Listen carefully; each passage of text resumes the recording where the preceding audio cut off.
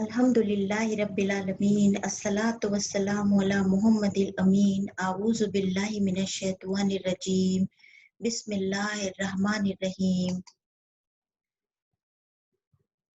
اس session 11 میں آپ سبھی لوگوں کا خیر مقدم ہے۔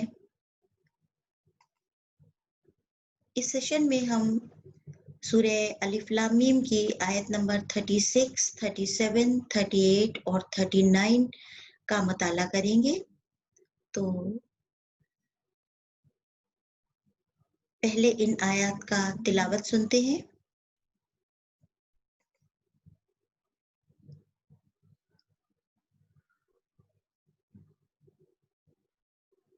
بسم الله الرحمن الرحيم فأزلهما الشيطان عنها فأخرجهما مما كانا فيه وقلنا اهبطوا بعضكم لبعض عدو ولكم في الأرض مستقر ومتاع إلى حين فتلقى آدم من ربه كلمات فتاب عليه إنه هو التواب الرحيم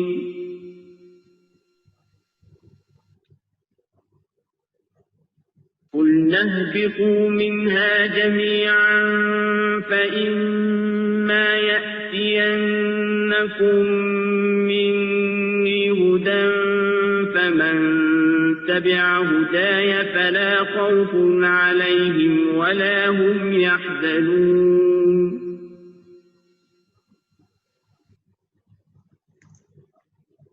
والذين كفروا وكذبوا بآياتنا أولئك أصحاب النار هم فيها خالدون۔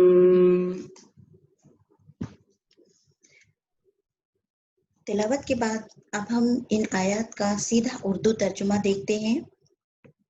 آیت نمبر 36، پھر شیطان نے اس درخت کے ذریعے دونوں کو لغزش میں مبتلا کر دیا اور ان کو اس عیش سے نکال دیا جس میں وہ تھے، اور ہم نے کہا تم سب اترو یہاں سے، تم ایک دوسرے کے دشمن ہوگے اور تمہارے لیے زمین میں ٹھہرنا اور کام چلانا ہے ایک مدت تک۔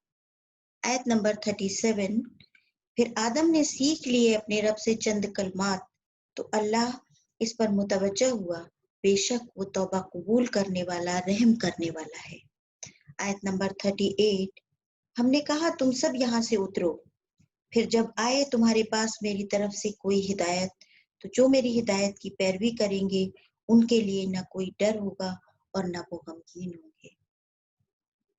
آیت نمبر 39، اور جو لوگ انکار کریں گے اور ہماری نشانیوں کو جھٹلائیں گے تو وہی لوگ دوزخ والے ہیں اور وہ اس میں ہمیشہ رہیں گے۔ ان آیات سے آگے چلتے ہیں۔ جیسا کہ ہم نے ان چاروں آیات میں اللہ سبحانہ و تعالیٰ کی طرف سے کچھ ڈائریکشنز سنے انسانوں کے لیے آدم علیہ السلام کی وساطت سے، آئیے ان کو مزید سمجھنے کی کوشش کرتے ہیں۔ تو پہلی چیز جو ہم سمجھیں گے کہ یہ آدم اور ابلیس کے بیچ، ہم انسانوں اور شیطان کے بیچ جو یہ ایک پرماننٹ اینیمیٹی کی سچویشن ہے، ایک ازلی دشمنی، ایک ازلی بغض ہے اس کو ہم سے، یہ کیوں ہے، اس کا ریزن کیا ہے، اس کی وجہ کیا ہے۔ اللہ سبحانہ و تعالیٰ نے آدم کو ابلیس اور فرشتوں کے درمیان کھڑا کر کے سجدے کا جو امتحان لیا، اس کا مقصد آدم کو نافرمانی اور فرما برداری کے نتیجے سے باخبر کرنا تھا، ساتھ ہی فرما برداری کے لیے کون سے فیکٹر ذمہ دار ہوں گے اور نافرمانی کے لیے کون سی چیزیں ماننی ہوں گی، یہ ظاہر کر دیا۔ فرشتوں کی فرما برداری اور اللہ کی اطاعت، اس کا حکم، ان کی برتر شخصیت اور ان کے برتر علم پر حاوی رہا اور اس امتحان میں وہ کامیاب رہے، جبکہ ابلیس اپنی جو کریٹو سپیریورٹی ہے، جو اس کی تخلیقی برتری تھی، اس کی بنا پر اللہ کے حکم کو نہیں مانا اور آدم کو سجدہ کرنے سے انکار کر دیا، اور اس کے نتیجے میں وہ اس امتحان میں ناکامی سے دوچار ہوا۔ آدم کی تخلیق چونکہ اللہ تعالیٰ نے مٹی سے کی تھی، اس لیے ابلیس نے تکبر کی بنا پر آدم کو سجدہ کرنے سے انکار کر دیا۔ اس انکار کے نتیجے میں وہ کافر ہو گیا اور مردود کہلایا۔ یہی واقعہ ایک ریزن بن گیا، ایک گرہ بن گیا آدم اور شیطان کے بیچ نفرت اور دشمنی کا۔ اس نے طے کر لیا کہ میں آدم اور اس کی اولاد کو قیامت تک گمراہ کرتا رہوں گا۔ اس طرح شیطان آدم اور حوا کو لغزش میں مبتلا کر کے ان کو جنت سے نکلوانے میں کامیاب ہو گیا۔ تو شیطان اور آدم کے بیچ کی دشمنی ایک تخلیقی برتری، ایک کریشن میں سپیریئر ہونے کی وجہ سے ہے۔ یعنی یہ ایک بہت بڑا لیسن ہے ہم انسانوں کے لیے کہ ہم میں سے بہت سے لوگ علمی اعتبار سے، سوشلی، انٹلیکچولی، فزیکل اپیئرنس میں ایک دوسرے سے سپیریئر ہوتے ہیں۔ کوئی زیادہ بہتر ہوتا ہے اور کوئی اس سے کمزور ہوتا ہے، چاہے وہ ہم پیسے کے اعتبار سے لے لیں، چاہے اس کی سماجی پوزیشن کے اعتبار سے لے لیں، اور چاہے اس کی فزیکل اپیئرنس کے اعتبار سے ہم دیکھیں، اور چاہے اس کے علم اور اس کی انٹلیکچولیٹی کے حساب سے دیکھیں۔ تو بہت سارے لوگ ایک دوسرے پر برتری رکھتے ہیں۔ برتری رکھنے کا یہ مطلب نہیں ہوتا ہے کہ ہم یہ برتری، کیونکہ دینے والا کون ہے؟ یہ برتری دینے والا اللہ ہے، اور اللہ کا حکم یہ ہے کہ ہر انسان ایک دوسرے کی نظر میں برابر ہے۔ اللہ نے اپنی نظر میں صرف ان لوگوں کو سپیریئر بتایا ہے جو اس سے ڈرنے والے ہیں، جو تقوی اختیار کرنے والے ہیں۔ یعنی ہر وہ انسان سپیریئر ہے جو اللہ سے ڈرتا ہے، جو اللہ کے حکم سے ڈرتا ہے۔ اس کے علاوہ کوئی بھی انسان اللہ کی نظر میں سپیریئر نہیں ہے۔ دوسرا پوائنٹ جو اس میسج کو سمجھنے کے لیے ہم یہاں ڈسکس کریں گے وہ ہے ریپینٹنس آف آدم۔ غلطی شیطان نے بھی کی اور آدم کو سجدہ نہیں کیا، اللہ کے حکم کو نہیں مانا، یعنی اللہ کے حکم کی نافرمانی کی، اور غلطی آدم اور حوا سے بھی سرزد ہوئی اللہ کے حکم کو کی نافرمانی کر کے۔ نافرمانی دونوں کی طرف سے ہوئی، لیکن دونوں کے بیہیویئر میں جو ہمیں ایک بالکل کنٹراسٹ دیکھنے کو ملتا ہے، وہ ہمیں بتاتا ہے کہ ہمیں کون سا عمل اللہ تعالیٰ کرنے کے لیے موٹیویٹ کرنا چاہتے ہیں۔ ہم انسانوں کے سامنے جو قرآن کریم یہ قصہ رکھ رہا ہے تو کیوں رکھ رہا ہے؟ ہمیں اس قصے کی بدولت ہمیں کون سی ایجوکیشن دی جا رہی ہے، ہمیں کیا تعلیم دی جا رہی ہے؟ تو ہم دیکھتے ہیں کہ یہ دو طرح کے جو بیہیویئر ہیں، شیطان نے غلطی کی، اکڑا اور تکبر کیا، سرکشی کی، اور اللہ کے سامنے سینہ تان کر کھڑا ہو گیا۔ جبکہ آدم نے غلطی کی لیکن فوراً اللہ کی طرف رجوع کیا، توبہ کی اور شرمندگی کی اللہ کے حضور میں۔ بے شک اللہ تعالیٰ نے فرمایا ہے کہ اللہ تعالیٰ توبہ کو قبول کرنے والا ہے، اللہ تعالیٰ ہی مغفرت کو کرنے والا ہے، اللہ تعالیٰ ہی ہمارے تمام گناہوں، ہماری غلطیوں کو معاف کرنے والا ہے۔ تو غلطیاں، یہاں یہ لیسن ہمیں ملتا ہے کہ ہم انسانوں سے دنیا میں برابر کہیں نہ کہیں لغزش، کہیں نہ کہیں غلطیاں ہوں گی، کہیں نہ کہیں ہم اس صحیح راستے سے ڈیویٹ ہوں گے، لیکن اس میں ہمارا جو رد عمل ہونا چاہیے وہ ہمارے آدم علیہ السلام کا جو رد عمل ہے، جو نتیجہ ہے، جو بیہیویئر ہے، وہ ہمارے سامنے رہنا چاہیے۔ یعنی غلطی ہونے کے بعد فوراً اس سے توبہ اور فوراً اللہ کی طرف رجوع۔ تیسری بات جو ہم یہاں دیکھیں گے وہ یہ ہے کہ فارگیونیس اینڈ پرومس آف اللہ۔ اللہ تعالیٰ نے جیسا وعدہ کیا ہے کہ وہ معاف کرنے والا ہے، وہ گناہوں کو توبہ کرنے کے بعد دھو دیتا ہے۔ یہاں دیکھیں ہم، اللہ سبحانہ و تعالیٰ نے آدم کی توبہ کو قبول کیا اور اس لغزش کے ذریعے سے دو باتیں ہمارے سامنے رکھتے ہیں. ایک، آدم کس طرح دنیا میں آنے کے بعد جو سچویشنز ان کے سامنے آئیں گی، جو زندگی انہیں دی جا رہی ہے، اس میں لگاتار اس طرح کی سچویشنز ان کے سامنے آئیں گی. یعنی لگاتار جو امتحان آدم اور اس کی اولاد کو اس دنیا میں فیس کرنا پڑے گا، وہ امتحان یہی امتحان ہے، یعنی انانیت کا امتحان ہے. سپیریورٹی کو اپنی قابلیت، اپنی ایبیلٹی کے بیسس پر تصور نہ کرنا، بلکہ اللہ تعالیٰ کی عنایت سمجھ کر قبول کرنا.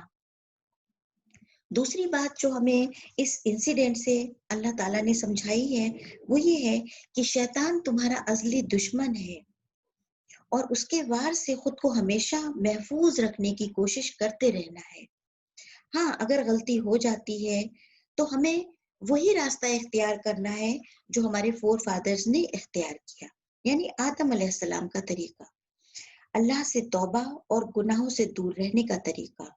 اس کے بعد اگر پھر بھی ہمیں اس زندگی کے راستے میں کوئی دشواری، کوئی شبہ پیش ہوتا ہے، تو اللہ تعالیٰ نے اس کے لیے ہم انسانوں سے ایک وعدہ کیا آدم علیہ السلام کی وساطت سے کہ میں نے تمہیں تخلیق کیا ہے تو میں تمہیں بنا کر تم سے بے پرواہ نہیں ہوں، بلکہ میں نے تمہاری ہدایت کے لیے ایک بہترین سامان کیا ہے. اور وہ بہترین سامان کیا ہے؟ جب تمہیں کسی چیز میں ہدایت کی ضرورت پیش آئے گی، تم گمراہی کی طرف چلے جاؤ گے، تو اللہ نے اپنے کچھ خاص بندوں کے ذریعے یہ ہدایت دنیا میں انسانوں تک بھیجنے کا ہم سے وعدہ کیا ہے. اور جس وعدے کو اللہ سبحانہ و تعالیٰ نے اپنے رسولوں کے ذریعے ہم تک، اس انسانوں کی پوری سویلائزیشن تک برابر پے در پے ہم تک ہدایات کو بھیجنے کے اپنے وعدے کو پورا کیا. اور حتیٰ کہ آخری رسول حضور اکرم صلی اللہ علیہ وسلم کی بعثت میں اس وعدے کو کمپلیٹ اور فل اسٹاپ لگا دیا کہ یہاں ہماری طرف سے بھیجے جانے والی ہدایت کمپلیٹ ہوتی ہیں. یہ آخری کتاب اور یہ آخری رسول تمہارے لیے آخری ہدایت ہے.